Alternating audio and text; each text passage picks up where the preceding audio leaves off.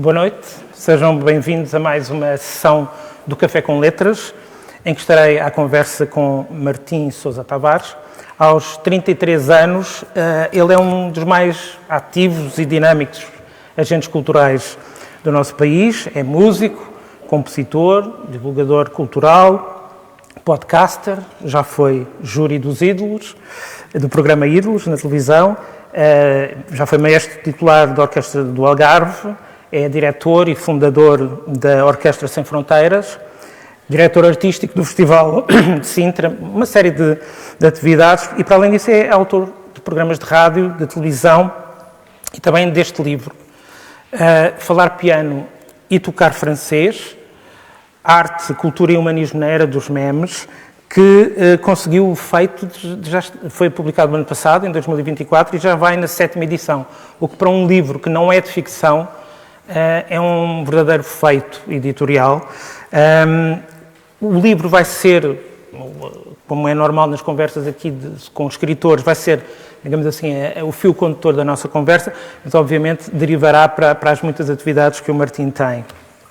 Eu gostava se calhar de começar pela questão do título. É um título engenhoso. A minha filha ficou muito fascinada com esta impressão e pediu-lhe, a minha filha de 6 anos, pergunta porque é que é este título. Eu não vou perguntar, mas lendo o livro, eu diria que seria mais de esperar que o título fosse o título do podcast que tens na Rádio Observador, que é Encontro com a Beleza, porque a beleza está presente isto são, não sei se digressões, se pequenos ensaios que dialogam uns com os outros, prolongam-se uns aos outros, mas que andam sempre em torno da ideia da beleza e de como é que podemos chegar a ela e como é que a podemos partilhar.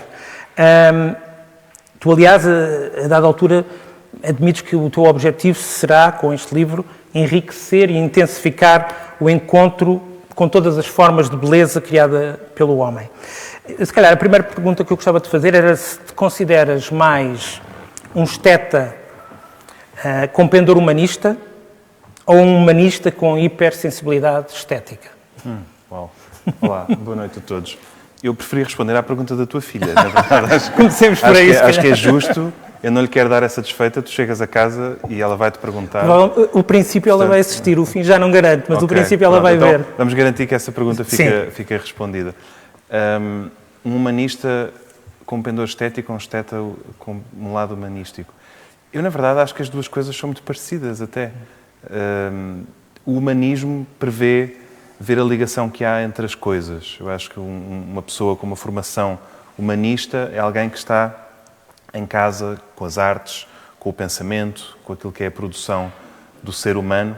E um esteta é alguém que tem um gosto capaz de ler o mundo. Portanto, o mundo, na sua inteligibilidade, um esteta consegue correlacionar as várias coisas e perceber o que é que vem de onde.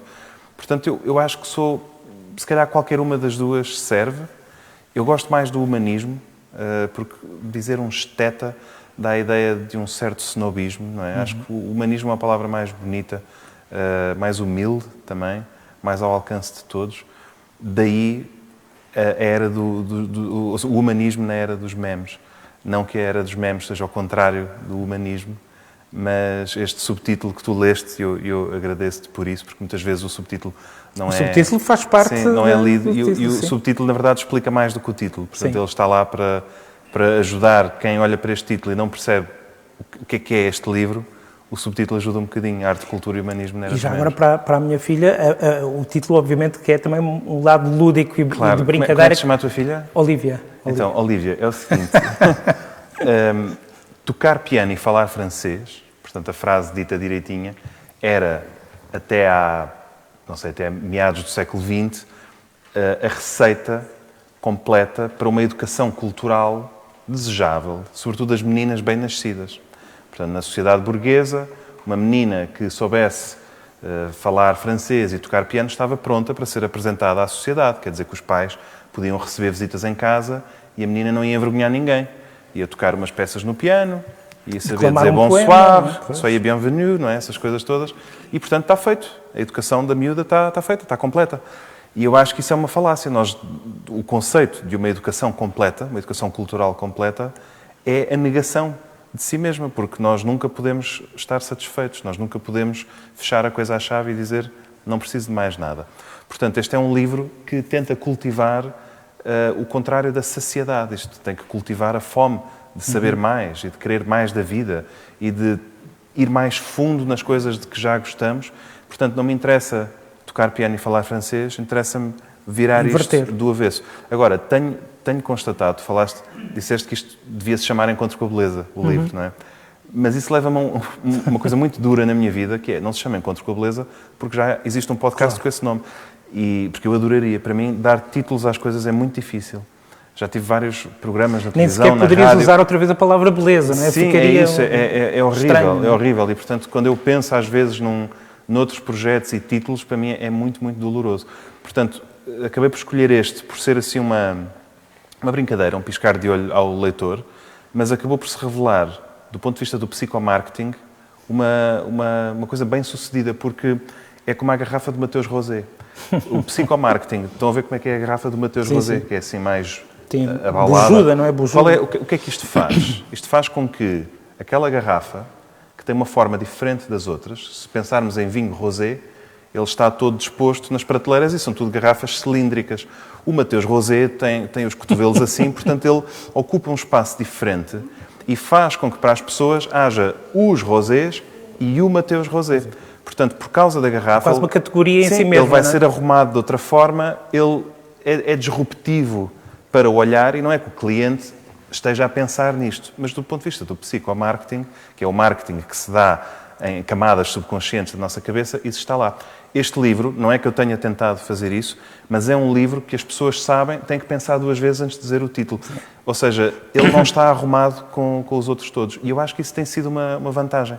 Porque é um bocadinho desconfortável, mas isso faz com que as pessoas notem e reparem nele. E depois há alguns leitores, que eu acho muito engraçado, que só quando me ouvem a falar do livro assim é que percebem que o título estava mal invertido. Exatamente. É como lermos... Nós já autocorrigimos, sim, exatamente. Não é? Olham para aquilo rápido, lêem na diagonal e eu acho que isso diz muito também sobre o leitor, não é? Que chega ao fim de um livro e não reparou que o título estava ao contrário. Mas pronto, tenho tido algumas descobertas interessantes a propósito do livro. E tenho pensado com o editor, o Carlos Vaz Marques... eu esqueci-me de dizer, é da Ziggurat, a editora do Carlos Vaz Marques, e o livro está lá fora também, se quiserem comprar. Sim, eu depois faço lindas dedicatórias, não faço autógrafos, aproveitem. Faço dedicatórias, são mesmo para vocês. Mas o Carlos tem, como qualquer editor, e como qualquer avô, não é? Pergunta logo, quando é que me dás mais um neto? Não é? Quando é que me... Já começou a pressão? Já, claro. E eu disse-lhe que... Ainda por cima, tendo funcionado tão bem, correu tão bem, não é? Sim. Eu acho que ele interessa-lhe cultivar a criatividade dos seus autores e, portanto, manter um catálogo vivo. Eu recomendo muito o catálogo da Ziggurat, se não conhecem. É só livros de não ficção, mas são muito bons mesmo. Tirando este, mas recomendo imenso. E ele vai-me perguntando de forma suave e amigável como é que eu estou, querendo com isso dizer, como é óbvio, se eu estou já a escrever outro livro, e eu disse-lhe, Carlos, não tenho ainda outro livro pronto, não estou a escrevê-lo, acho que este tem que viver algum tempo sem irmãos. Sim. Mas disse-lhe, bom, eu faço, se quiseres, quando o livro fizer 1 ano, que vai ser em maio, fazemos uma edição especial e eu escrevo um capítulo extra. E nesse capítulo, se isto acontecer, eu vou explicar o título, porque o título não está explicado como eu o expliquei agora, a razão de ser, em lugar nenhum no livro o título surge explicado. E tem sido a questão mais perguntada.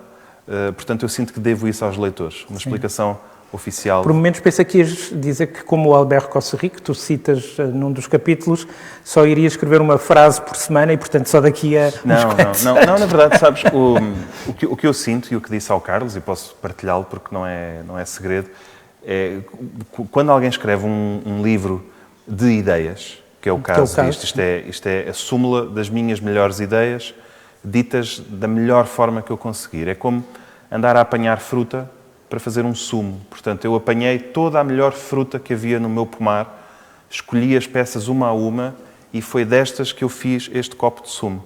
Claro que eu tenho fruta suficiente para um garrafão ou 2, mas sinto que quem gostou deste sumo vai querer igual ou melhor.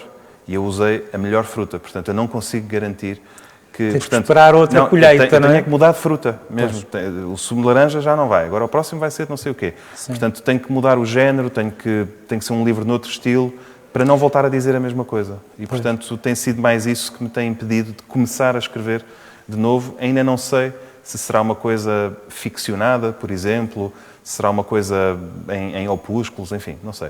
Aceito sugestões. O livro, tu no fim explicas que escreveste o livro em 5 meses, o que é bastante rápido, sobretudo tendo em conta que, embora algumas das ideias que tu apresentas aqui já tinham aparecido nos programas de rádio, etc., nunca tinham aparecido nesta... Tirando o artigo da Brutério, nunca tinham aparecido nesta forma. Ou seja, as ideias, tu andas a pensar nelas já há vários anos, mas os 5 meses foi para, de repente, digamos, cristalizá-las nesta forma. Sendo que o cristalizar talvez não seja o verbo certo, porque o livro é muito maleável, ou seja, os próprios capítulos não são propriamente fechados, porque há temas e há ideias que passam de uns capítulos para outros. Tu também quiseste que houvesse essa fluidez? Sim, aliás, o livro, o facto de ele ser escrito em pouco tempo, não diz nada sobre a natureza da escrita, porque ele foi amadurecido durante muitíssimo mais do que 5 meses. Eu já tinha convites de editoras desde 2019 e esperei até 2024, portanto houve uma gestação, na verdade, bastante... O que é que o Carlos te prometeu que os outros não tinham prometido? Olha, posso dizer que, na verdade, este livro, se não tivesse sido a pandemia, teria sido publicado diferente, evidentemente, porque teria sido escrito noutro ano, mas era um livro para a Cotovia. Que entretanto, e portanto, exato, a Fernanda é a primeira das pessoas a quem agradeço nos agradecimentos. A Cotovia, que era uma editora também prodigiosa, extraordinária, foi uma vítima da pandemia e, portanto, fecharam portas. O espólio todo da editora foi comprado por outras editoras, que ainda revendem, mas pronto, é uma editora que morreu e, portanto... Foi uma grande perda. Foi uma grande perda. E eu, na verdade, eu ia escrever aquele livro para a Cotovia, numa amizade que tenho com a Fernanda Barros, que era a editora, e quando a Cotovia fechou, eu senti que era como se eu tivesse planeado uma viagem com um amigo que morreu. Eu já não quero fazer essa viagem agora. Tiveste que fazer um luto dessa... Completamente. Dessa relação que não chegou a acontecer. Exatamente. E, na verdade, quando voltei a decidir fazer essa viagem, falei com a Fernanda primeiro e perguntei-lhe se ela se importava. Claro. E ela disse, claro que sim, por favor, não me deves nada. Mas entre a morte da Cotovia e aparecer a Ziggurat, tive outras editoras... Quando estive nos Ídolos, ou seja, momentos de maior mediatismo. Sim, viu, este tipo já está na televisão, já faz rádio, já faz podcasts, o que é que lhe falta para fazer um livro? E, portanto, aí foi mais esperar para ter a editora certa e fazer o livro. Agora, respondendo a uma coisa que eu queria muito comentar, que tu disseste, que é, o livro, pronto, foi escrito de forma rápida, porque já estava a estrutura fechada na minha cabeça, mas ele está escrito em capítulos que são cíclicos, portanto, há temas que voltam a aparecer, eu acho que é... Eu tentei que ele fosse quase musical, sim, não é? Eu tentei que fosse satisfatório, quase como este Noturno de Chopin que está a tocar. Tentei que fosse satisfatório, que quem começa a ler no princípio vai tendo momentos em que faz maior sentido, sim, ter feito a ordem certa, mas quem quiser pode lê-lo também de maneira aleatória. Mas ele é um livro, ele é mesmo um livro. E eu li uma vez uma recensão que saiu, creio que na Sábado, que dizia, o novo livro de Martim Sousa Tavares é uma compilação de crónicas. E eu fiquei tão magoado com aquilo, porque acho que... E tu dizes explicitamente que não escreveste estes textos exatamente, para o livro, não é? E há um dia em que alguém me pergunta, não sei o quê, então, um jornalista, ainda por cima, fez um livro que é uma compilação de crónicas. Eu disse, eu não sei de onde é que tirou essa ideia, porque o meu livro tem uma estrutura que se calhar é estranha, mas ele está organizado em capítulos. E, portanto, os capítulos, no fundo, marcam paragens, interseções, mas não são crónicas. Eu acho que adoro a escrita cronística, acho que é um grande flex que os autores fazem porque conseguem ser pagos 2 vezes pelo mesmo trabalho. É verdade. Porque, não, é verdade, pensem nisso. Sim, sim. O vosso cronista preferido, seja o Bruno Nogueira, seja o Miguel Esteves Cardoso, não é? Recebem do jornal ou da revista, a crónica sai ali, depois juntam os melhores e fazem o livro. Nada contra, atenção, acho, e gosto imenso da escrita. Mas é diferente. Fazer um livro de origem, levantá-lo do chão, pensá-lo como um todo, é muito diferente. E, portanto, isto é mesmo um livro. Há apenas um capítulo que eu já tinha escrito para uma revista, mas de uma forma muito mais curta, muito mais simplificada. Portanto, que tu aqui desenvolveste, não é? Exatamente. Sim. E, na verdade, eu até faço referência a isso nos agradecimentos, mas não era obrigado, porque quem leu... É outra coisa, não é? Sim, quem leu o artigo era uma versão, era como, na altura calçava o 38, agora calço o 44. Portanto, isto já não é o mesmo pé, não é? Era a versão beta. Sim, exatamente. Sim. E pronto, no fundo é isso. Eu tentei também que escrever não ficção tem sempre um problema, sobretudo para quem, como eu, conhece bem o mundo académico. Eu tenho 2 licenciaturas e um mestrado, li e leio muitos textos académicos e tenho noção do hermetismo, que é um texto muito rico, mas muito, muito fechado. Só poucas pessoas é que conseguem chegar lá. E o meu medo era como é que eu consigo ter um conteúdo nutritivo, para mim, elevado, portanto, conseguir ter conteúdos que considero bons, estimulantes, enriquecedores, verdadeiros. Sem deixar ninguém de fora. Exatamente, sem deixar ninguém de fora. Portanto, sem ser snob, sem ser paternalista, sem apatetar e sem complexificar. E uma das coisas tem que ser um livro pequeno. E a minha meta era um livro que o leitor pudesse começar a ler e só parar no fim. É possível. É possível, sim. Várias pessoas me provaram que isso é possível. E depois pensei, qual é o meu problema com a escrita de não-ficção, com os ensaios? É que são muito densos, normalmente. São densos de teoria e são parcos de narrativa. Não têm narrativa, normalmente. Não é? São factos, análise, teoria. E eu pensei, eu não quero isto, portanto eu preciso, é um bocadinho como as crianças. Seria mais complicado conseguir ler tudo de uma vez, não é? Exatamente, eu quero esta colher dentro da boca da criança, mas tenho que fazer aqui um jogo qualquer. Fingir que é um avião. Exatamente. E isso é o lado narrativo. Portanto, este livro... Como, por exemplo, no capítulo em que tu falas dos museus de Bilbao, são 2 capítulos de Bilbao, tu começas por contar a tua história, a tua viagem até Bilbao. Vais à Galiza, há uns contratempos e depois, quer dizer, só chegas ao destino do próprio capítulo, à ideia, já depois de algumas páginas de narração. Exatamente. E isso é um subterfúgio narrativo isto é não ficção, portanto, a única narrativa que eu posso dar tem que ser uma narrativa verdadeira, não ficcionada. Para ser uma narrativa verdadeira, eu tenho que falar daquilo que eu sei. Eu só posso falar daquilo que sei se eu vivi. Portanto, eu assumo-me como personagem principal deste livro. Não como personagem a quem vão acontecer peripécias, que também acontecem, mas como pessoa que dá a mão ao leitor e diz, vem comigo, vou-te mostrar este sítio onde eu fui e esta experiência que eu tive. E pensei isto, e aconteceu-me aquilo, e depois cheguei à conclusão que não sei o quê. E, portanto, eu sou... Você faz uma coisa interessante, que é, num momento ou no outro, dizes, eu nem tenho muito bem a certeza disto que vou dizer agora, mas é o que eu sinto ou é o que eu acho sobre esta questão. E depois dizes, mas tipo, eu não tenho a certeza absoluta, mas eu acho que tal. Sim, eu acho que isso também vem de um lado de tentar ser honesto com o leitor, que é, isto é tudo subjetivo. Eu estou a dar impressões, sugestões, estou a apontar caminhos, mas nunca estou a dizer, isto está certo. Isto está errado, isto é bom, isto é mau. Tudo são portas que se abrem e a mim sempre me interessou mais isso. Eu faço muita mediação nos concertos, eu falo com o público. Na rádio eu falo para as pessoas sobre a música que vamos ouvir. E nunca me interessou dar factos. Interessa-me que as pessoas se apaixonem pela música e se eu quiser que se apaixonem pelo Mozart, não vai ser dizendo que o Mozart nasceu em 1756 na cidade de Salzburgo, o primeiro trabalho que teve foi para o arcebispo. Isso não interessa, isso está na Wikipédia. São factos frios. Interessa muito mais... Se as pessoas se interessarem, podem procurar. Ir por um lado humano, um lado narrativo, uma coisa mais colorida, sem estupidificar. Não é preciso fazer das pessoas patetas, mas mostrar-lhes porque é que eu gosto disto. Se eu gosto de Mozart, não é porque ele nasceu em 1756 em Salzburgo.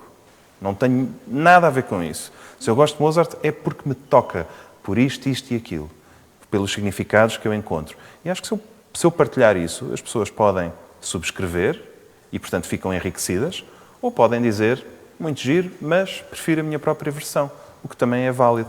Portanto, mediar de uma forma humana e subjetiva nunca deixa as pessoas mais pobres.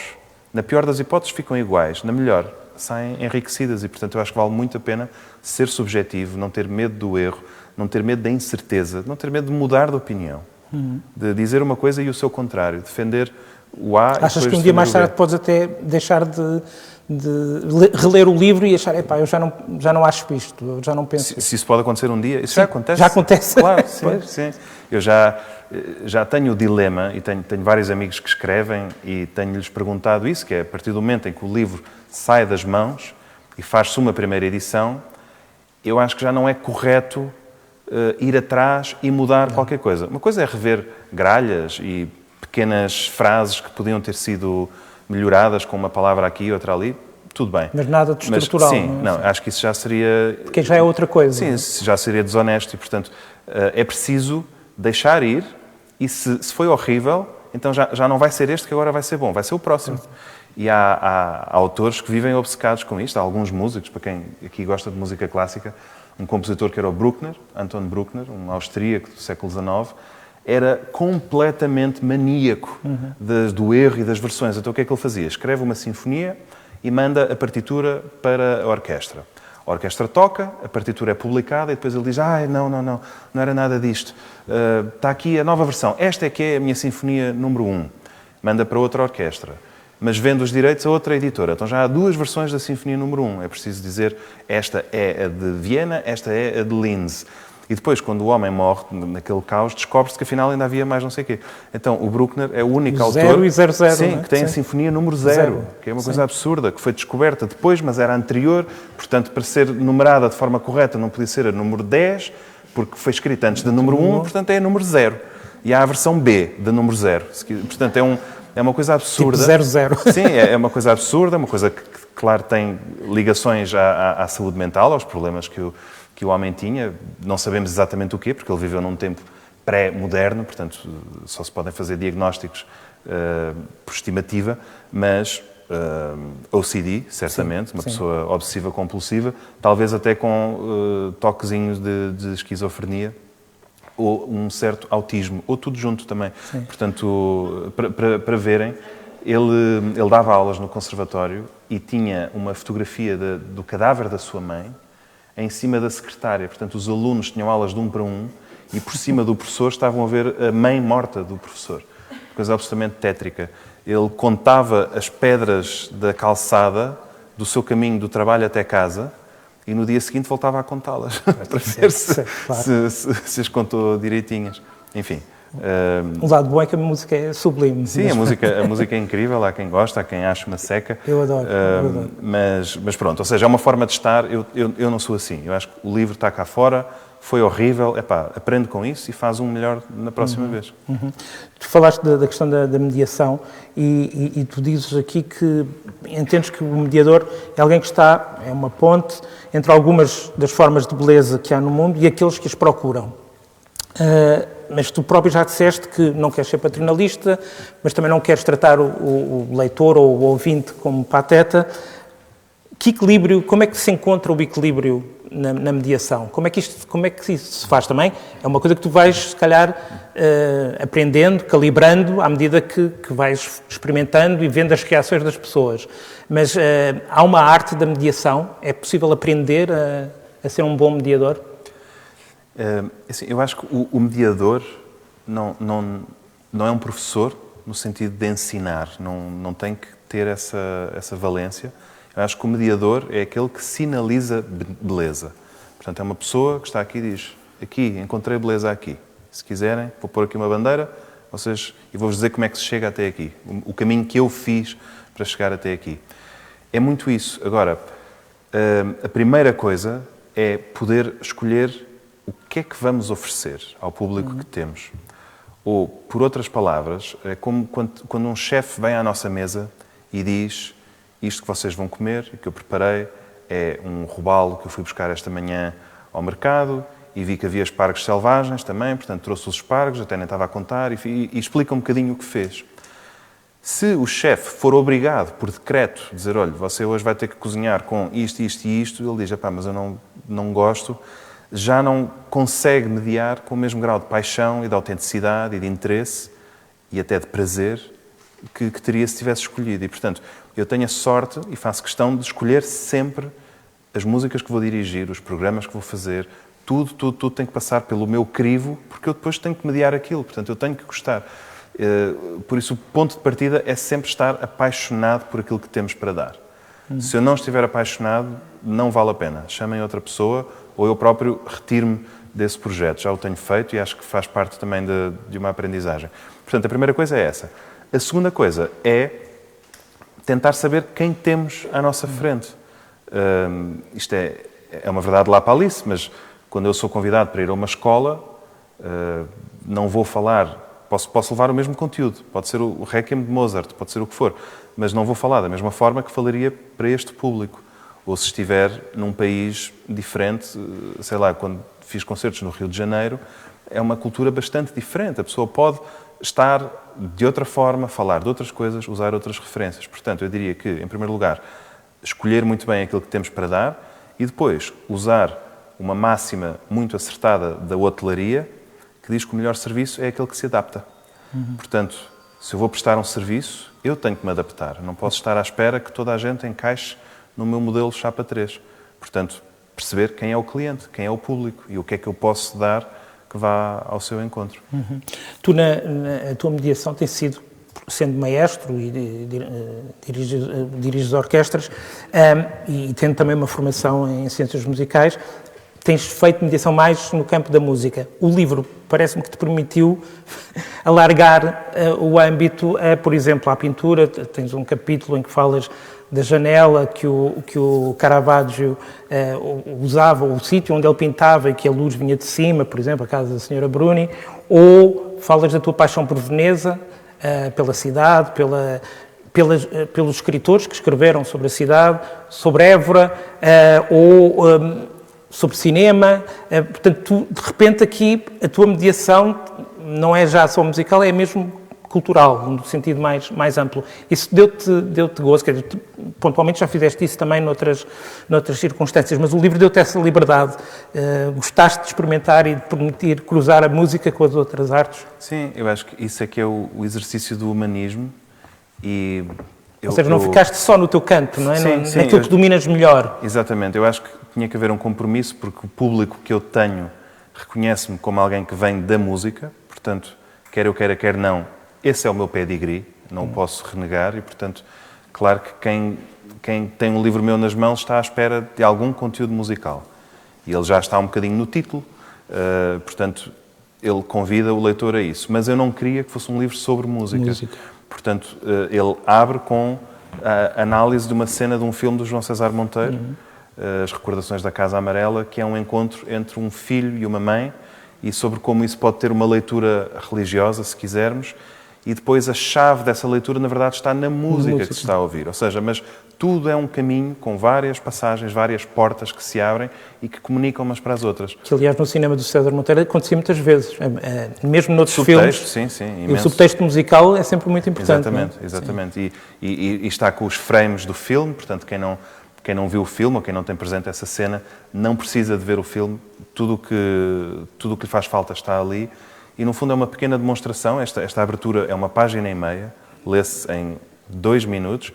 É uma demonstração de como, lá está, é possível abrir uma porta que dá para outra coisa, que dá para outra coisa, e tudo comunica.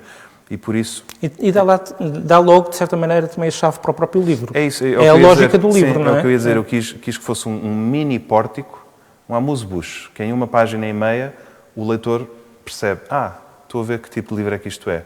Não vou nunca dar por certo que isto vai ser só sobre não sei quê, porque depois na esquina sou surpreendido com outra coisa qualquer.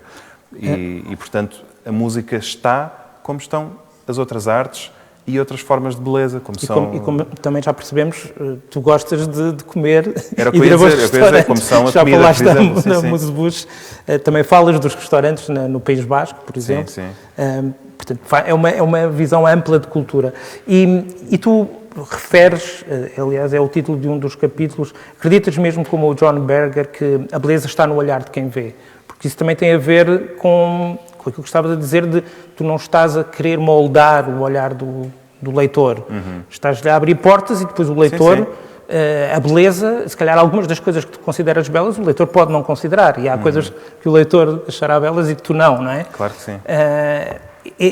O John Berger, que tu falas de uma obra em particular que ele escreveu, o Modos de Ver, que aliás está traduzido em português, felizmente, mas que de facto foi, na altura, nos anos 70, 80, foi uma atitude completamente diferente, radical, na forma como se vêem as obras de arte que estão expostas nos museus. Não é? É um olhar diferente. E, de certa maneira, há outros exemplos de mediadores, se quisermos, que o Bernstein, por exemplo, era quase inevitável que falasses dele, não é? Mas que tu também te inspiras nestas figuras que provavelmente também te ajudaram a ti a apreciar a beleza. Sim, sim. Acho que é logo o segundo capítulo, chama-se A Beleza está no olhar de quem vê, que é uma frase, uma citação do John Berger, dos Modos de Ver, que antes de ser um livro foi uma série que ele fez em 72 para a BBC. Mas, na verdade, nem era preciso ser tão sofisticado. Eu quis falar disso para explicar um bocadinho a importância do Berger, que já vou dizer. Mas esta frase, a beleza está no olhar de quem vê, nós já a conhecemos. É uma frase... É bíblica, não é?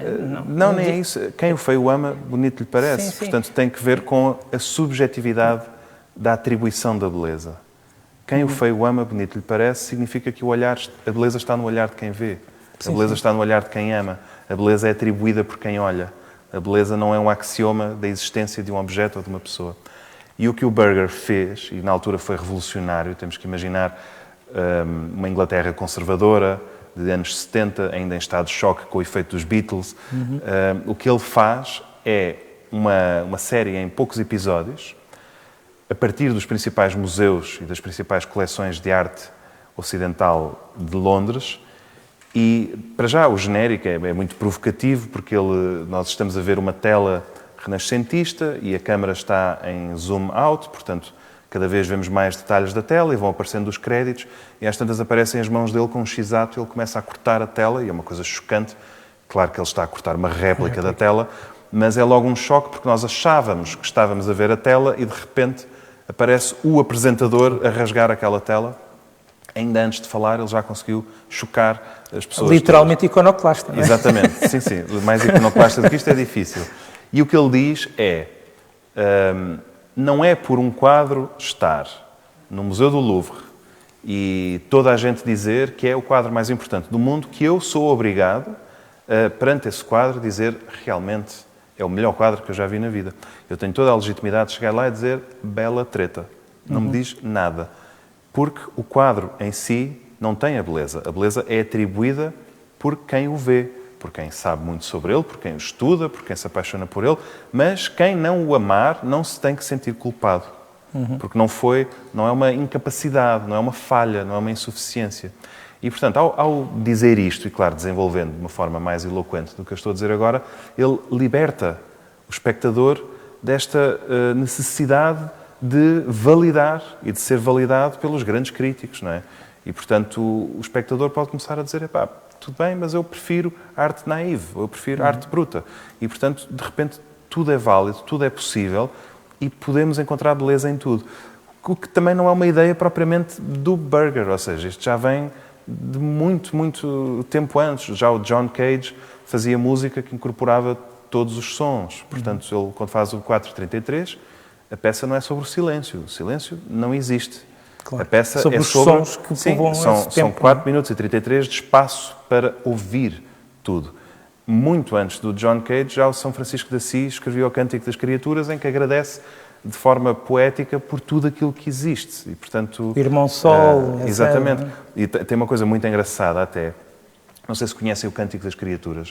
É extraordinário. É um texto muito bonito, chama-se-lhe Cântico, mas pode ser uma oração, pode ser uma ode, em que São Francisco agradece a Deus por tudo aquilo que existe.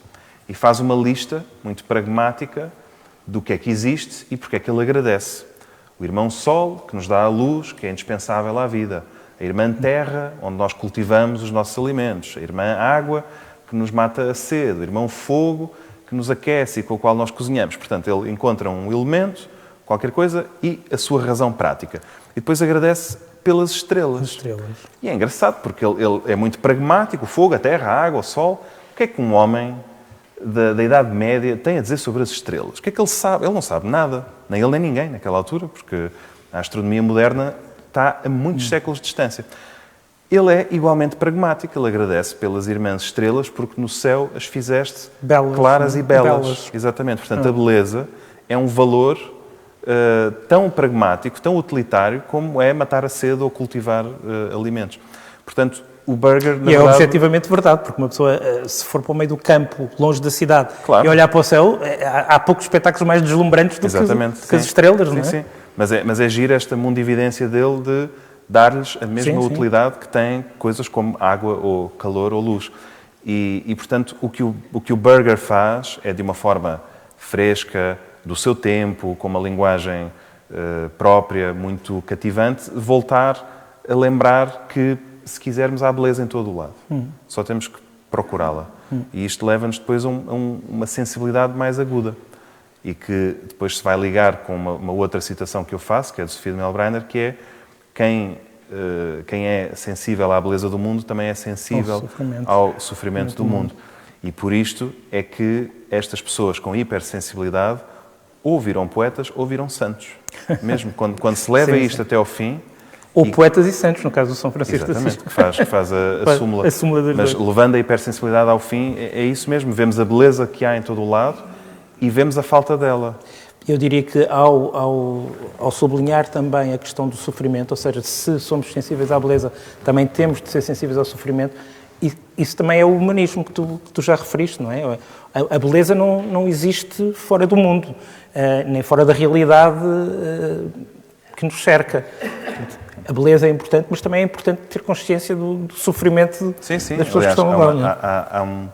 Há uma corrente que aparece várias vezes ao longo da história, aparece nos gregos, aparece no século XVIII, aparece no cristianismo, que é a ideia de que o belo é bom e o bom é belo. Platão, não é? Exatamente, e portanto, se eu faço uma boa ação, se eu alimento um faminto, se eu visto um pobre, eu estou a deitar beleza ao mundo.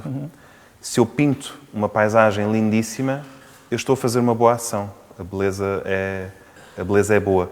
Mas, por muito bonita que esta ideia seja, ela é falaciosa, pode ser facilmente desmontada, porque, para que uma coisa seja bela e boa, a moral e a estética têm que coincidir. Isso é problemático. Ou seja, a estética e a ética têm que ser uma. E é fascinante como às vezes não são. É possível que uma coisa seja bela e má, ou seja, boa e feia. Posso dar exemplos engraçados. Para bom e feio, por exemplo, eu penso na música pimba, nos bailaricos. É música que, objetivamente, é feia, não é boa música do ponto de vista estético, mas a função social que ela cumpre põe as pessoas a dançar, põe as pessoas bem dispostas, é absolutamente democrática, as pessoas sabem a letra, divertem-se. Portanto, má música, feia, sim, mas há bondade naquele encontro. O contrário também existe. O ano passado, nos 50 anos de 25 de Abril, eu tive um convite da Companhia Teatro da Almada para fazer a banda sonora do espetáculo que comemorava os 50 anos de 25 de Abril em Almada. E a encenadora, a Teresa Gafeira, uma mulher de esquerda, que antes do 25 de Abril esteve ligada, creio que ao MRTP, e pintou tarjas e fazia pichagens nas ruas e tudo isso, queria muito que eu incluísse uma canção chamada Marcha Canção, num momento especial, que era uma canção que se ensinava nos anos 60, na escola, quando a recruta para a Guerra do Ultramar começou a ficar mais intensa e os rapazes viam os pais e os irmãos mais velhos a ir embora e, portanto, era preciso mitigar quaisquer possíveis revoltas ou incompreensões. Então, a letra da música, não sei se há aqui ainda quem se lembre, contaram-me na escola a nossa história dos bravos portugueses do além-mar. Lembram-se disso? Não mais se me varreram da memória, contaram-me, eu fiquei maravilhado. E depois diz, oh minha terra, não sou ninguém, mas se houver guerra, quero ir também, morrer por ti lá nessa pátria leal, que eu nunca vi, mas que é também Portugal. Somos pequenos, mas temos fé, vamos pelo menos morrer de pé. Estão a ver a letra, não é? Estão a ver o que é pôr crianças de 6 anos a cantar isto. Somos pequenos, mas vamos ao menos morrer de pé, eu não sou ninguém. Ou seja, isto é completamente... é de uma violência, é absurdo. Mas a música, eu estou a cantá-la mal e porcamente, mas a música é muito bonita, é muito agradável. E eu fui buscar, eu não conhecia, fui buscar a partitura aos arquivos da RTP e fiz uma transcrição e tudo isso, e andava com aquilo na cabeça. E a minha mulher dizia, para de cantar isso. Eu não aguento mais tu a cantares essa música sinistra. Sinistra, sim. Porque a letra é sinistra, mas a melodia é deliciosa. E, portanto, aqui temos o belo ao serviço da maldade, não é? Ao serviço de... Portanto, fica provado por A mais B que a ideia de que o belo é bom pode ser agradável, pode ser quimérica, mas não corresponde a 100% à verdade. E tu também jogas com a ideia de que às vezes as coisas muito más podem tornar-se boas, não é? Dás 2 exemplos, um que é um filme, Valerius Day, do Michael Arcos, e depois uma canção do David Bruno, e é extraordinário, que é um livro para todos os efeitos, pronto, uma pessoa compra e fala-se do Caravaggio, do Mozart, de grandes compositores, e depois aparece o David Bruno. Exatamente. e tu fazes uma defesa do lugar que o David Bruno tem. Aliás, tu sugeriste que o nome dele para o Globo de Ouro, não foi? Exatamente, sim. Sabendo já que ele não ia ganhar. Claro, mas fizeste isto como provocação ou acreditas mesmo? Não, acredito mesmo. Acho que o David Bruno tem um olhar resgatador, porque vamos falar das marquises, por exemplo, que eu acho que toda a gente concorda que é um abscesso estético na nossa arquitetura. Elas não estão previstas no projeto, elas são ilegais, mas a verdade é que vamos à rua e estão em todo o lado. E, portanto, se eu disser que as marquises são feias, quem tem uma marquise em casa não tem consciência estética... É piroso. Exatamente, o que é que eu estou a fazer? Estou a alienar quantos milhões de portugueses? Metade do país? Se calhar mais de metade? Quem é que não tem uma marquise em casa, ou na casa de um familiar, ou na casa de um amigo? Todos. Não há ninguém. Portanto, aquilo que o David Bruno faz ao celebrar a marquise, ao celebrar a travessa de inox do restaurante... O Inatel. Sim, o Inatel da Albufeira. Eu cito o Inatel porque acho extraordinário, porque é uma canção que quem vir o videoclipe parece um vídeo promocional feito pelo Inatel, mas é um meta-promoção, porque é comentário sobre si mesmo.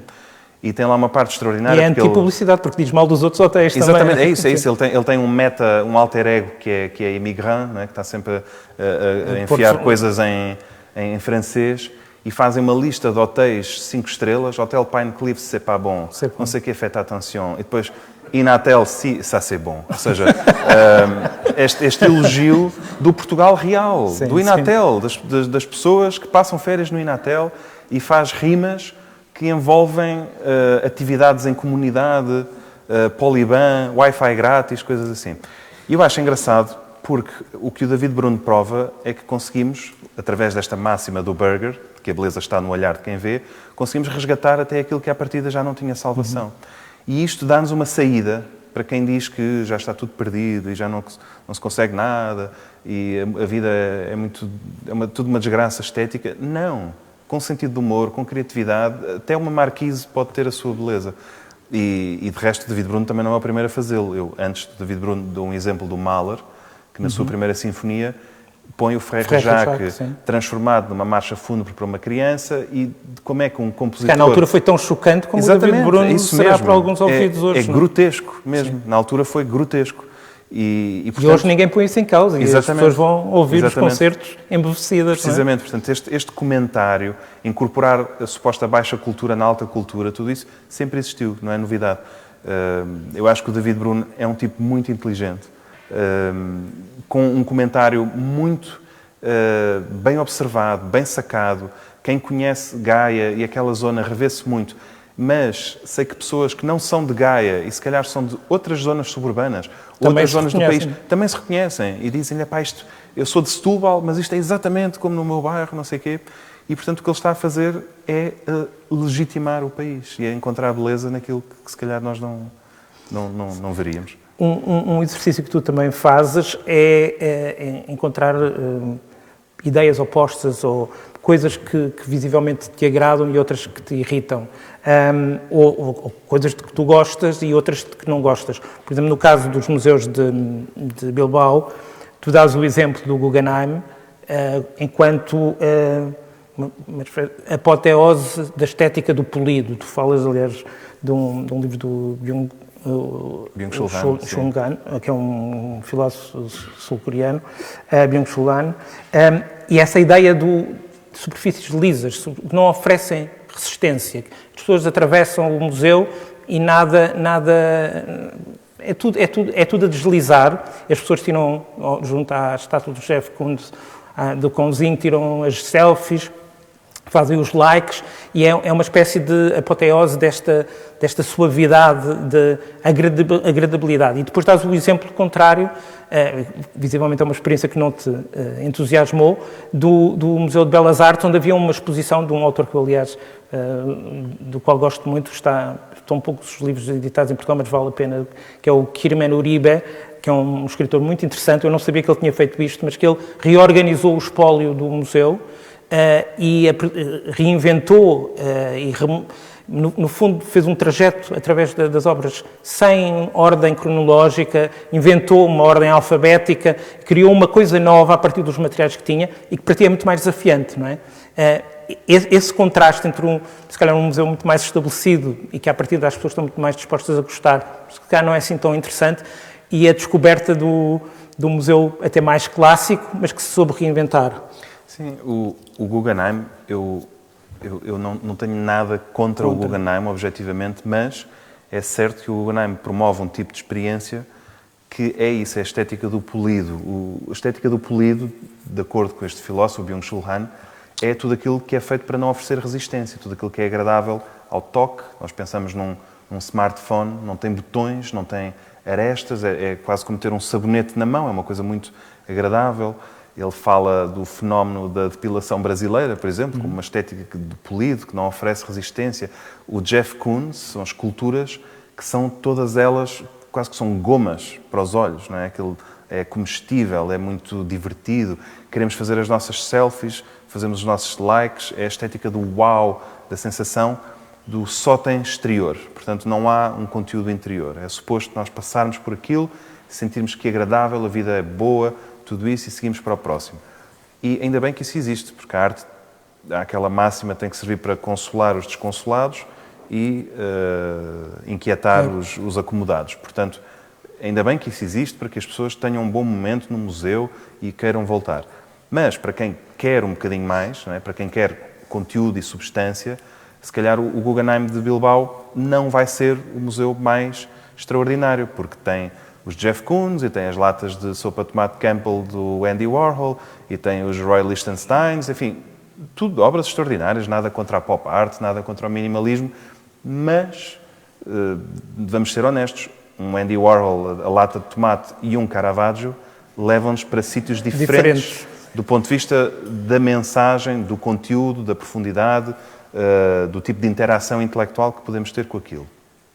E o Museu de Belas Artes de Bilbao, que na verdade é o museu da cidade, é um museu... Já existia, um museu do século XIX, mas com muito menos nome na praça, que é uma pena, porque tem uma coleção fenomenal de arte, desde a pré-história até à antiguidade clássica, arte islâmica, arte europeia de todos os séculos, até ao período contemporâneo, que seria um museu de primeira linha em qualquer lugar, ali, por ser uma cidade... ofuscado, exatamente, portanto, vive muito à sombra do Guggenheim. E esse museu, em 2021, quando eu lá fui, eles tinham ainda uma exposição supostamente temporária de 2018, que teve tanto sucesso que passados 3 anos ainda lá estava, porque eles em 2018 fizeram, creio que, 120 anos. Então convidaram o tal Kirmen Uribe, que é um escritor basco que frequenta o museu e conhece muito bem a coleção, e disseram-lhe assim: nós vamos neste ano celebrar esta efeméride importante e pensámos fazer aqui qualquer coisa diferente. Portanto, o senhor tem aqui as chaves do museu, tem aqui as chaves das reservas do museu, faça o que quiser, exponha o que quiser, onde quiser.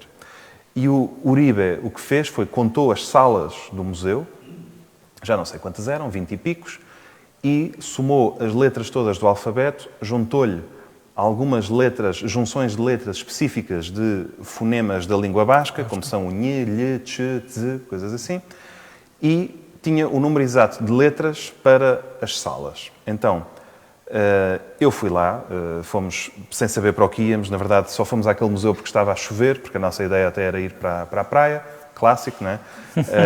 Entramos, não vi o que era, 2 bilhetes, só favor, e vamos por ali adentro pela exposição, pelo núcleo da exposição permanente.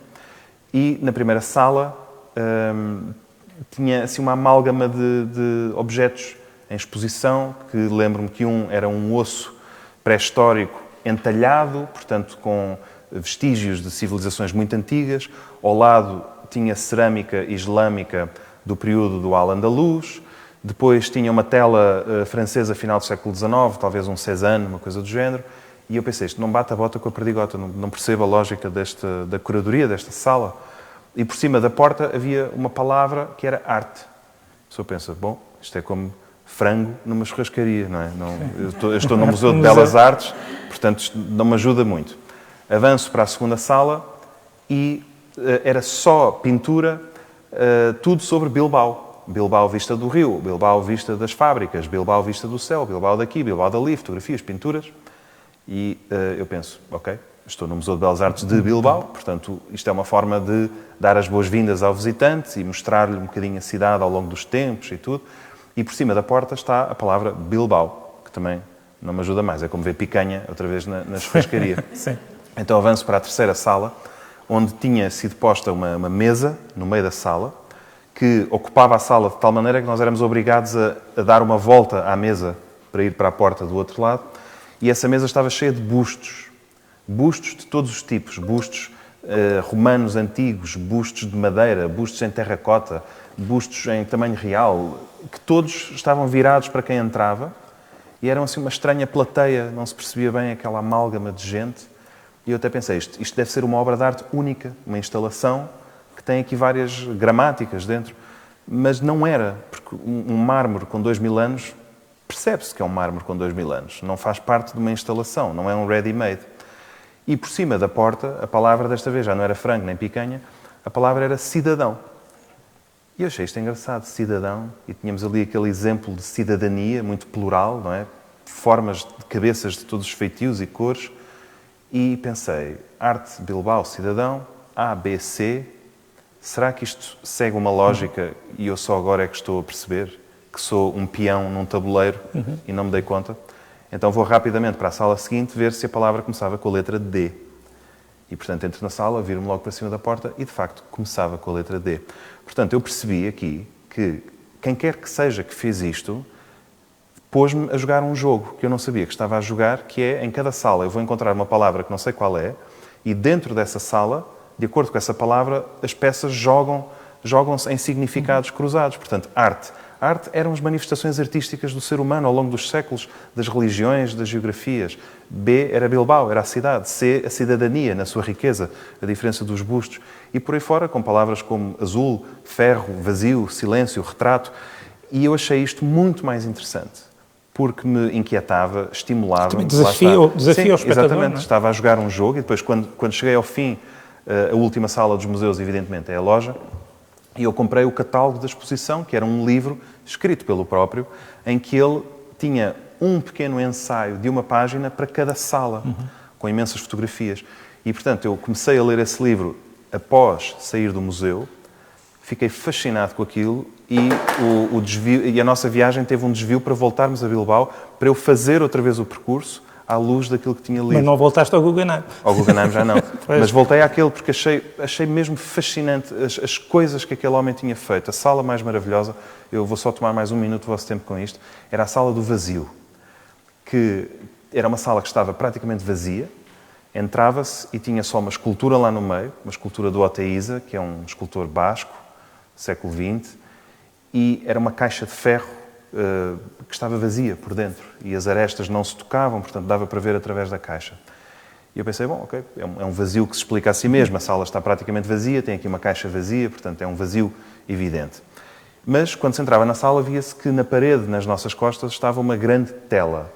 Na verdade, um dos ex-libris do museu, uma das peças mais importantes que ali está, que é do Murillo, um pintor sevilhano do século XVII, que era As Lágrimas de São Pedro. E temos aquela grande tela de São Pedro a chorar e uma caixa de ferro vazia no meio. E a palavra vazio, ele escolheu palavras em várias línguas. Ele escolheu o vazio em basco. Em basco vazio diz-se huts. E huts quer dizer vazio e quer dizer não. É a mesma palavra para as duas coisas. E o vazio da sala era evidente, o vazio metafísico da peça e daquele espaço era evidente. Mas aquele São Pedro, o que é que aquilo ali faz? Eu primeiro olhei e pensei, bom, o homem chora porque sente-se vazio, não é? Tudo isso. Mas quem aqui conhece a vida de Cristo sabe porque é que São Pedro chora. Negou 3 vezes Cristo. Exatamente. Porque disse não 3 vezes, para se salvar quando Jesus é crucificado e dizem, tu estavas com Cristo. Ele diz, não estava, pois não estava, chora não estava. amargamente. E o galo canta e cumpre-se aquilo que Jesus tinha dito na última ceia. Um de vocês vai-me trair, vai-me negar 3 vezes. E, portanto, o não e o vazio serem significados, serem a mesma palavra, é incrível como este homem consegue, com uma palavra e 2 obras de arte, cruzar... Portanto, a própria exposição é uma obra de arte. Completamente. E eu pensei, o grau de emoção que eu senti naquela sala, com 2 peças... é superior àquilo que já senti em qualquer museu onde nos dão a sala da pintura renascentista, agora a sala dos mestres espanhóis, agora a sala de não sei o quê. Porque lá está, o Uribe, e para voltar ao início, fez a subjetividade, foi o lado humano. Aquilo não está correto do ponto de vista académico, mas ele arriscou.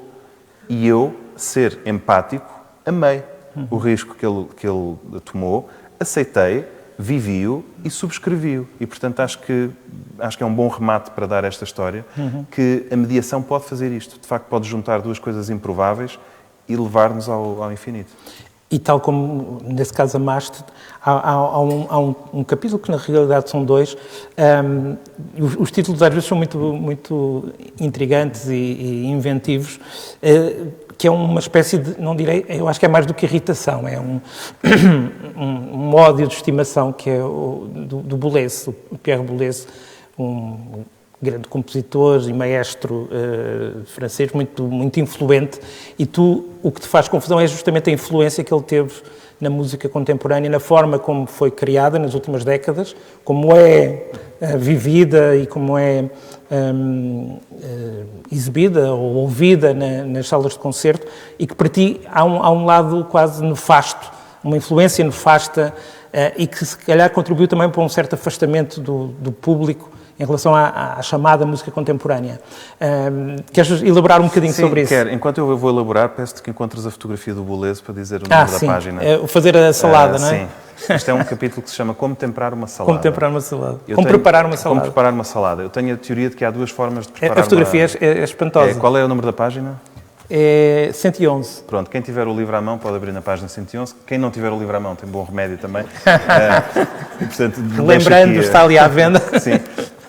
Olhem para este homem e vejam como é que ele tempera uma salada para si próprio. Eu acho que há 2 formas de estar na vida, enquanto artistas, enquanto pessoas. E temperar uma salada é uma boa metáfora. Há aqueles que têm a saladeira com a salada e os ingredientes todos lá dentro e sabem que a melhor forma de temperar uma salada, quer queiramos, quer não, é mãos lavadas, mangas arregaçadas e vamos ao fundo da saladeira mexer as coisas para garantir que o molho e vinagrete e tudo se mistura.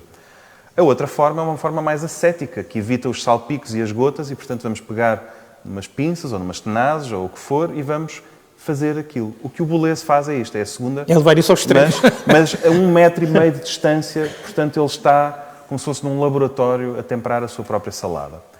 Pensem nisto como o homem, o compositor que teve mais influência em todo o século XX, na segunda metade do século XX. Esta era a forma dele estar. Portanto, é uma pessoa ascética que quer eliminar o erro e que inventou uma música que se tornou hegemónica, à qual só era possível chegar com um grande aparato intelectual, uma música que afastava as pessoas e onde ele próprio dizia que aqueles que ficam pelo caminho, que não chegam à minha música, não valem nada. Portanto, não se perde grande coisa. Se pensarmos que este foi o homem com mais poder, eu acho que ele fez grandes estragos na música. Eu acho que o facto de que o termo música contemporânea ainda assuste tanta gente é por causa deste homem. É sobretudo por causa dele.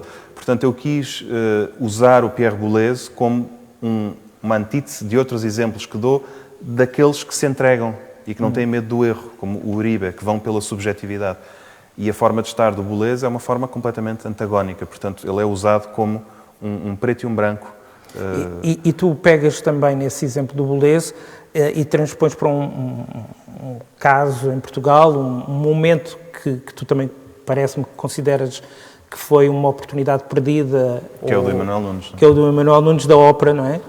Em 2008, Das Märchen, que foi um investimento enorme do Estado, da Secretaria de Estado da Cultura, e que, na realidade, achas que deu poucos frutos, não é? Sendo que o Emanuel Nunes é reconhecidamente um grande compositor, mas é dessa escola, não é? É dessa escola do Boulez.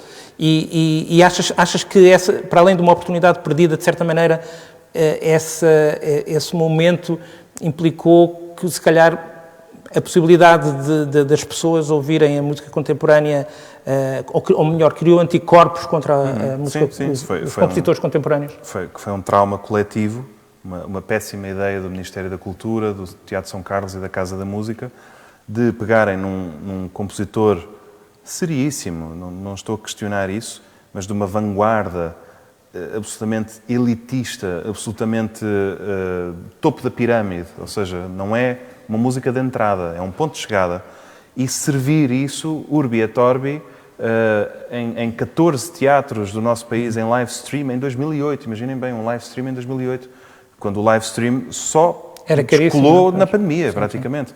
Portanto, um investimento enorme para que estas cidades, não é, para que a província tivesse acesso à alta cultura do Teatro São Carlos. Era esta a ideia. E a província, portanto, acolheu a ópera do Emanuel Nunes, o Das Märchen, que é uma ópera que dura quase 4 horas, em alemão, numa estética... Seria exigente mesmo noutros... Sim, numa estética muito espinhosa, para dizer o mínimo. E, portanto, um dos teatros onde isto acontece, por exemplo, é o Teatro Bernardino Ribeiro, em Estremoz, onde se faz o Das Märchen em direto do Teatro São Carlos. Portanto, assim, de chofre, sem nada, sem uma mediação, sem uma pessoa que diga 2 palavras sobre aquilo, nada. É, senhoras e senhores, sexta-feira às 9 da noite o teatro vai ter ópera, venham ver, espetáculo gratuito. Portanto, esta coisa ainda do gratuito como símbolo da universalidade e tudo mais. E as pessoas aparecem ali, não é? Portanto, podemos imaginar os habitantes de Estremoz ou das outras cidades a chegarem ali e a levarem com uma agressão estética de toda a ordem e fugiram a 7 pés. E, portanto, o público, no dia seguinte à estreia, fazia uma manchete que dizia Emanuel Nunes enche os teatros e esvazia-os. Ninguém ficou até ao fim, ficaram 4 ou 5 malucos em cada teatro. Nem o próprio secretário de Estado da Cultura, que foi meu professor, o Mário Vieira de Carvalho, fugiu a 7 pés também, alegando incompatibilidades de agenda. Portanto, quando assim é, quando a própria pessoa que paga a festa e diz isto é muito bom, vejam isto, mas eu vou-me embora, está tudo dito. Portanto, eu acho que isto foi um péssimo serviço. Foi cegueira? Foi... Acho que foram os últimos tempos do Rei Vai Nu, em que só porque isto é grande em Paris e faz-se isto no IRCAM e o Pierre Boulez diz que isto é bom, isto deve ser incrível, vamos fazer aqui uma coisa, mas acho que foi mesmo a última cartuchada que se deu nesse sentido. Percebeu-se logo que tinha sido muito estúpido. Foi um trauma coletivo, o Emanuel Nunes nunca mais recupera disso, portanto, quem viu aquilo nunca mais vai querer ouvir falar de Emanuel Nunes. A própria orquestra do teatro... Foi mal para toda a gente. Foi mal para toda a gente. A própria orquestra do teatro sentiu-se violada, sentiu-se humilhada, sentiu-se utilizada para um fim de poder e intelectual, passaram uma vergonha porque estavam a tocar para um público que estava em fuga, ninguém escolheu tocar aquela música e, portanto, eu constatei isto. Quando estava a ler o livro... 15 anos, não assististe? Não assisti. Ainda não tinhas 15 anos, tinhas 14 anos. Não, tinha 17 já. Eu sou de 91, a ópera de 91, está bem. Mas falei com músicos na altura em que estava a escrever, músicos que na altura tocavam e disseram, pá, tu nem me fales nisso. Porque isso ainda mexe comigo. Foi muito mal. Foi um trauma mesmo. Trauma coletivo, exatamente.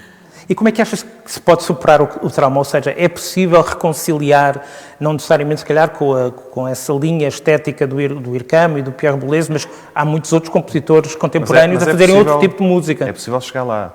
A diferença está entre um ponto de partida e um ponto de chegada. Aquilo não podia ser o ponto de partida.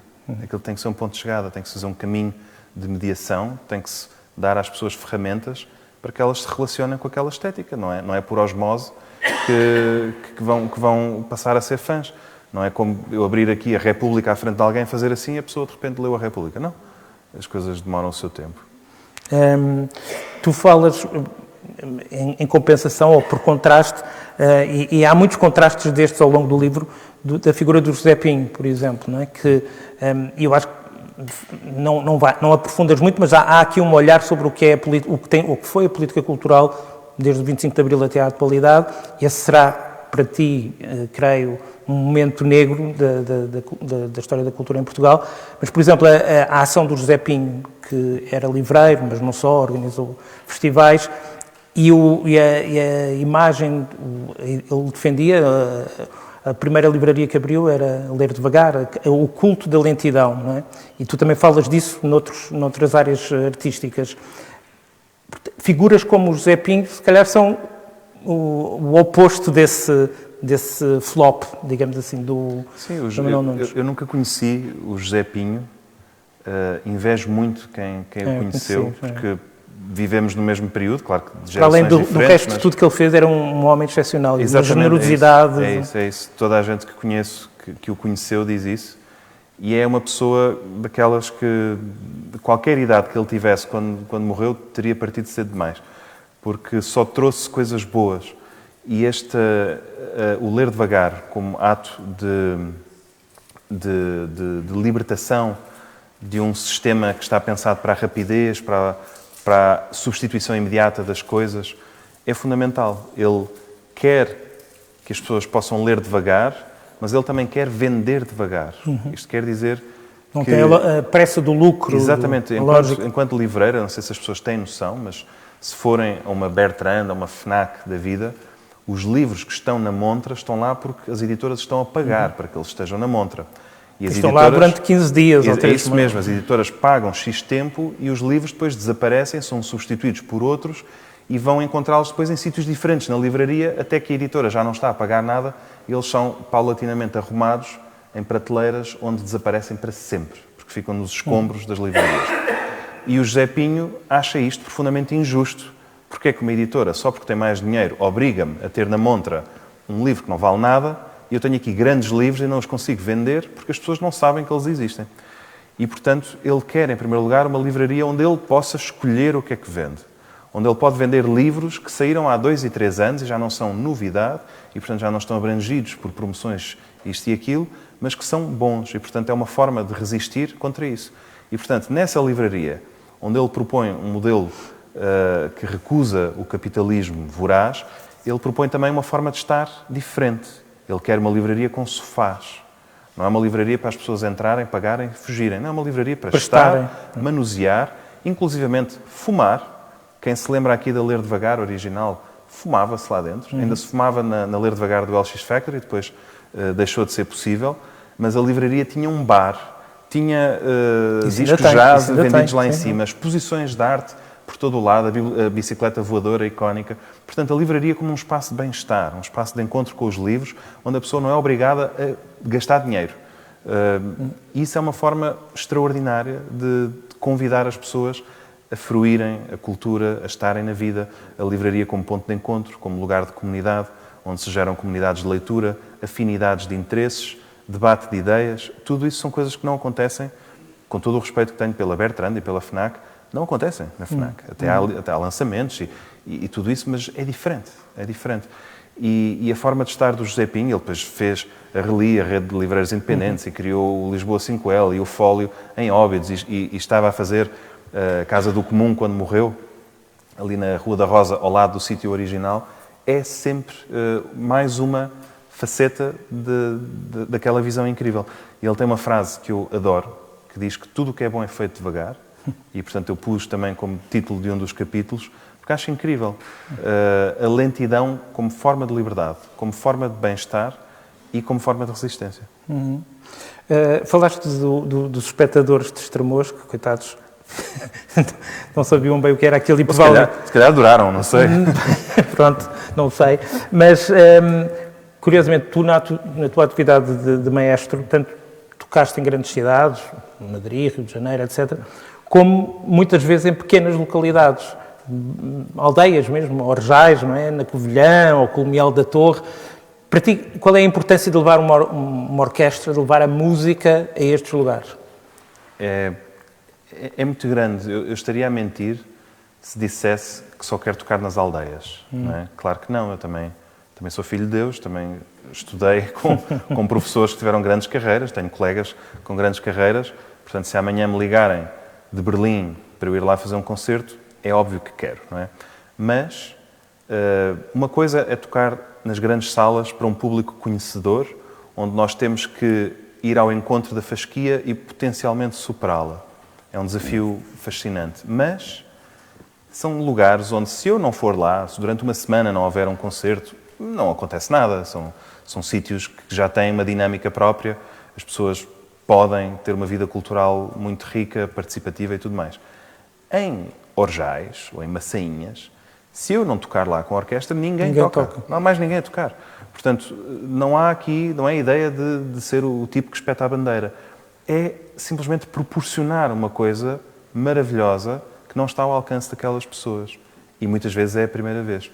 E, portanto, eu fui-me apercebendo do significado que tinha para mim, ainda por cima são concertos de uma proximidade humana enorme. Não estamos a falar aqui de um grande auditório em que eu entro e o público dá-me 4 ou 5 palmas mornas. Não, são concertos em que a orquestra está a afinar e eu estou no meio dos bancos já à conversa com os habitantes locais e tudo. Portanto, eu consigo ver o impacto que isto tem.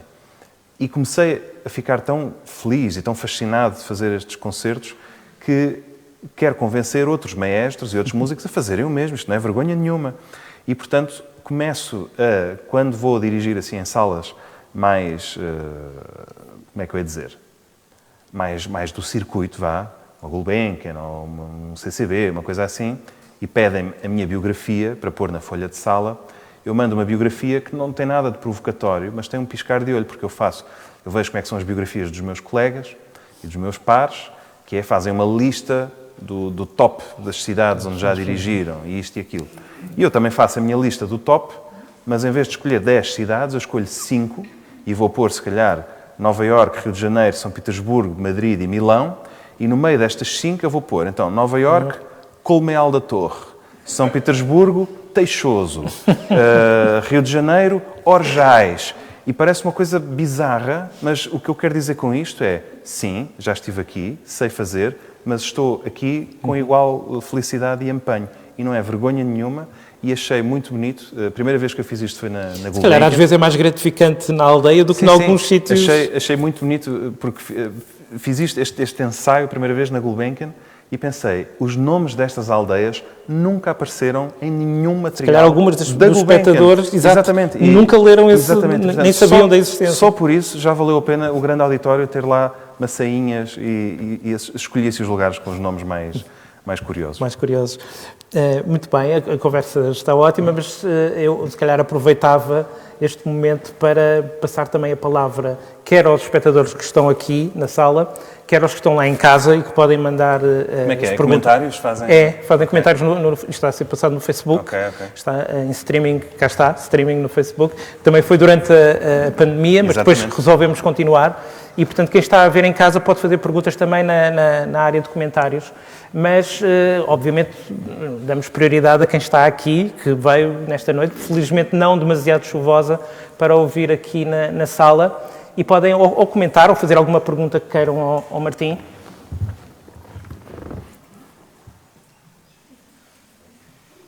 Eu vou ver... Se calhar estão aqui nesta sala a comentar no Facebook, não é? Por enquanto ainda não há.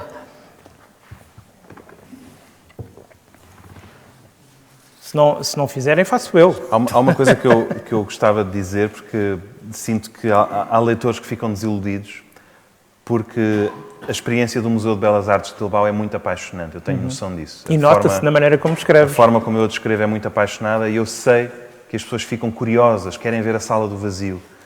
E várias pessoas têm ido lá depois de ler o livro e têm uma enorme desilusão porque a exposição já foi revertida.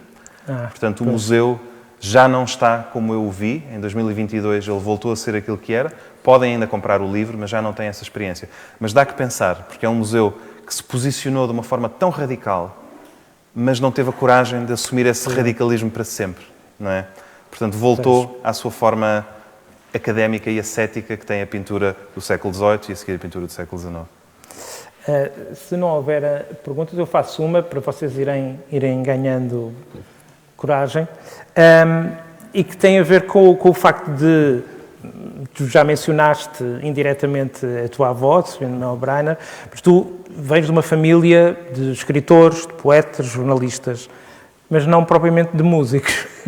De onde é que veio o teu interesse pela música? Provavelmente não são músicos, mas serão melómanos. Se calhar sempre se ouviu música em tua casa, não é? Eu acho que a questão é essa. Eu acho que quem tem sensibilidade e gosta da música, de certeza que também gosta de ler. E de certeza que também gosta... E o contrário, não é? Quem gosta de ler também geralmente gosta de música. Exatamente. Eu acho que a sensibilidade é a mesma, a matéria é que é diferente. E, portanto, é quase uma roleta. Podia ter calhado de literatura, calhou música. Eu tive a sorte dos meus pais me encorajarem. Eu explorei as artes todas, francamente. Escrevi poemas, fiz desenhos, fiz fotografia, escrevi música, toquei. E, portanto, acabou por ser a música, mas acho que poderia ter tombado para outro lado qualquer. Simplesmente a música era aquela de que eu gostava mais. E quando é que tiveste pela primeira vez a consciência desta tua atração pela beleza e pela própria ideia de beleza, de procurar a beleza, não só na arte, mas falávamos há bocadinho do céu estrelado, também é a contemplação da beleza. Quando é que começaste a ter a noção de que era se calhar um elemento fundamental na tua vida? É engraçado, nunca tinha pensado nisso, mas eu acho que não tem um princípio nem um fim. Eu acho que tem que ver... Esteve sempre lá. Sim, ou seja, com a cultura que havia em nossa casa.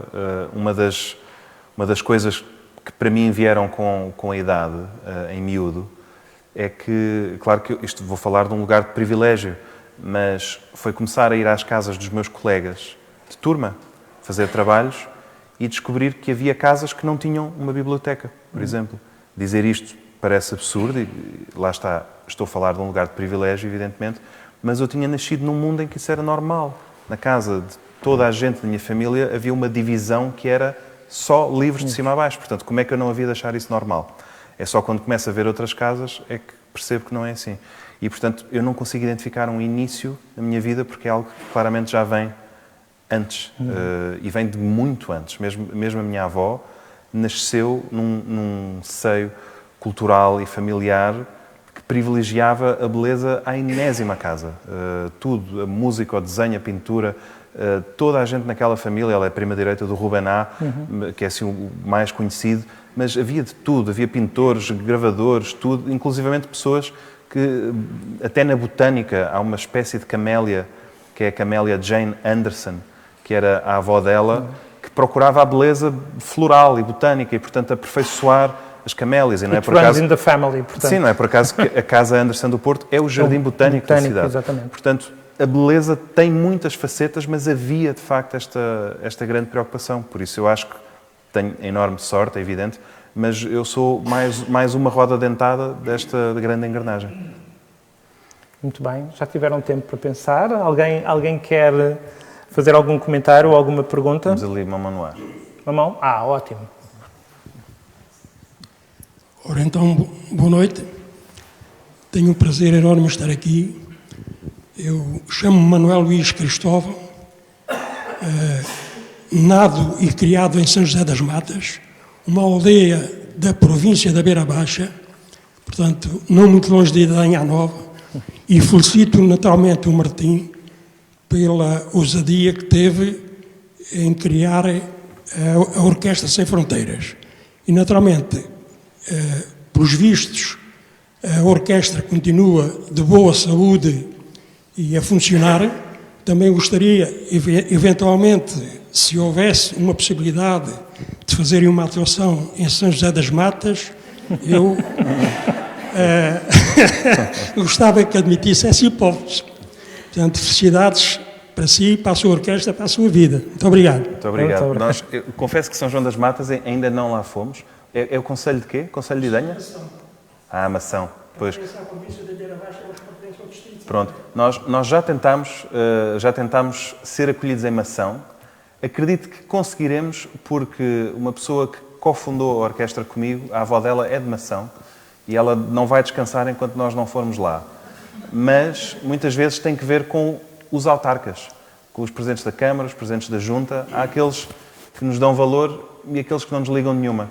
E, portanto, nós tentámos todos, mas acabamos por trabalhar mais com aqueles que nos ligam alguma. E, portanto, Mação se isto fosse o jogo do risco, ainda não conseguimos pôr lá o soldadinho. Pôr lá, sim. Mas lá chegaremos. Isto só acaba quando o mapa for todo nosso. E já agora a doação que é o contacto? Bem, eu não sei porque não sou eu que faço as vendas dos espetáculos, mas imagino que tínhamos tentado vereadores e Câmara Municipal. Eu tenho bom relacionamento com essas pessoas. Então não pergunta a mim, pergunta a si o que é que pode fazer.